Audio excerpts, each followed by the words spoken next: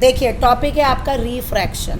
Reflection हम discuss कर चुके हैं, लाइट का टकरा के वापस आ जाना, लेकिन लाइट का क्रॉस कर जाना, जैसे ग्लास शीशे को लाइट क्रॉस करके चली जाती है, दैट इज़ रिफ्रैक्शन। तो पहला क्वेश्चन बनता है व्हाट इज़ रिफ्रैक्शन। ओके, तो रिफ्रैक्शन क्या है। अब यहाँ से आ गई है आपकी रिफ्रैक्शन की define. Refraction is the phenomena in which a ray of light traveling in one medium changes its direction of propagation when it goes into another medium। यानी लाइट एक मीडियम से दूसरे मीडियम में चली जाती है, जैसे मैंने आपको बताया ग्लास को क्रॉस कर जाती है, यानी पहले वो एयर में है, फिर ग्लास मतलब शीशा, शीशे के अंदर गई, फिर बाहर एयर में आ गई। लेकिन जब ये एयर के मीडियम चेंज होते हैं तो लाइट की स्पीड भी चेंज होती है, तो उसकी वजह से लाइट का पाथ भी चेंज होता है।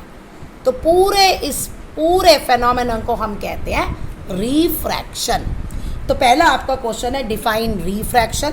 दूसरा है why does this refraction takes place, write the cause of refraction. Refraction का कॉज क्या है, रिफ्रैक्शन क्या है। Refraction is basically due to change in the speed of light when it goes from one medium to another. जब एक medium से दूसरे medium में जाती है तो स्पीड जो है लाइट की वो चेंज होती है। अब इसमें एक और इम्पॉर्टेंट कॉन्सेप्ट है जो 8th में तो इन्होंने बता दिया, रूल्स ऑफ रिफ्रैक्शन, लेकिन वो रूल्स ऑफ रिफ्रैक्शन नहीं है, उसको 8th तक ही रखना। 10th में रूल्स ऑफ रिफ्रैक्शन अलग है। देखिए ये लिखा है ना रूल्स ऑफ रिफ्रैक्शन, हमें ये नहीं चाहिए रूल्स ऑफ रिफ्रैक्शन। अब देखो होता क्या है, मैं ये बता रही हूँ कि लाइट जो है वो अपना पाथ कैसे चेंज करती है, ये आपको याद रखना है, बहुत इंपॉर्टेंट है। जब लाइट रेयरर से डेंसर मीडियम में जाती है, रेयरर मतलब पार्टिकल्स दूर दूर है, आप रोड पे चल रहे हैं, कोई भी व्हीकल नहीं है, आप तेज़ी से दौड़ेंगे, तो ये रेयरर, इसे ऐसे याद कर लो कि बिल्कुल रोड खाली है, बहुत दूर दूर है।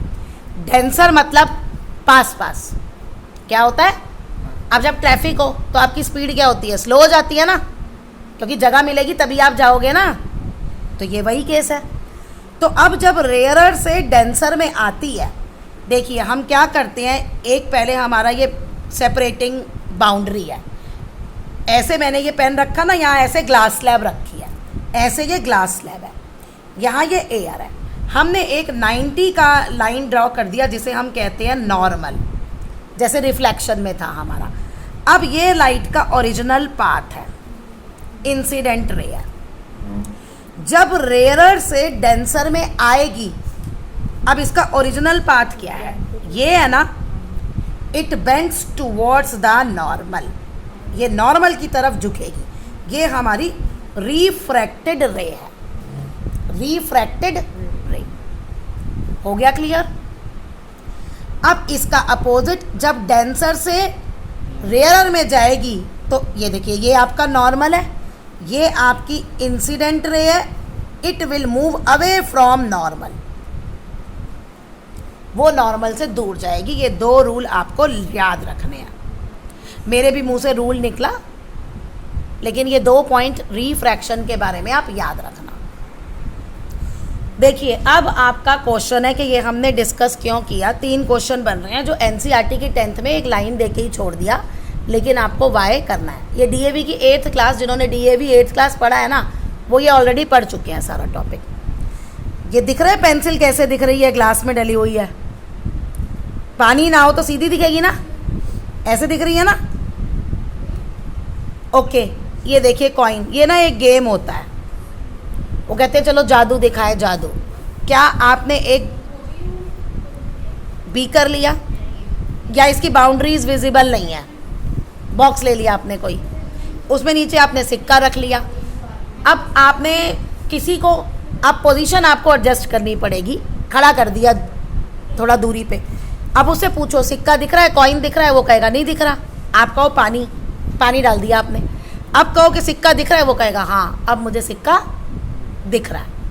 ये गेम भाई पहले नहीं दिख रहा था, अब क्यों दिख रहा है।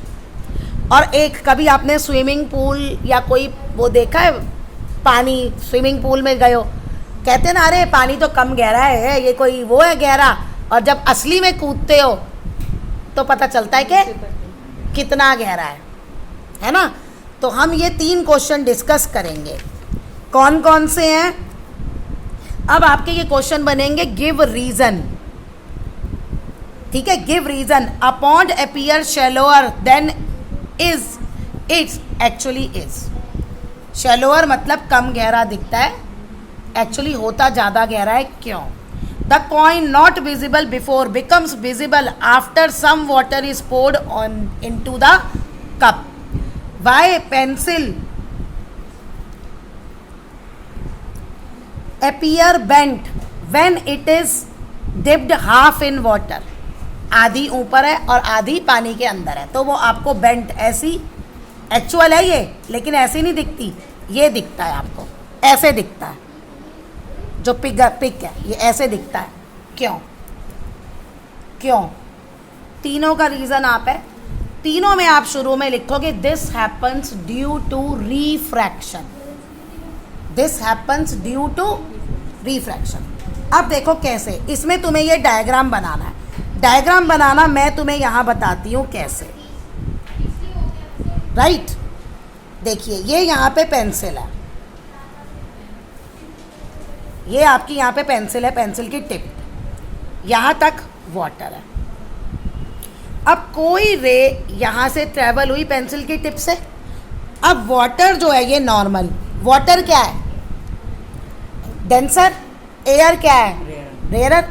तो फिर जब मीडियम चेंज हो गया इस लाइट का, it will move away from normal. Actually ये था नॉर्मल के पास थी, लेकिन मूव हुई अवे फ्रॉम नॉर्मल। तो एक्चुअल में इसको जो हम सीधा करते हैं तो हमें पिक दिखती है। तो ये वाला पॉइंट यहाँ दिख रहा है हमें, कितना ऊपर हो गया देखो।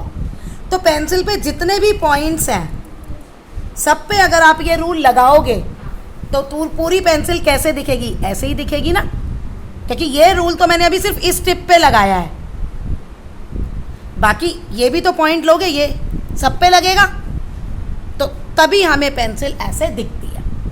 अब आप इसका रीज़न क्या लिखोगे? जो मैं बोल रही हूँ वही आप रीज़न लिखोगे, ओके। अब इसमें आपका है when pencil is partially immersed in water, ठीक है, the light of rays starting from the tip of the pencil bend, okay. Answer मैं दोबारा से बोल रही हूँ, व्हेन पेंसिल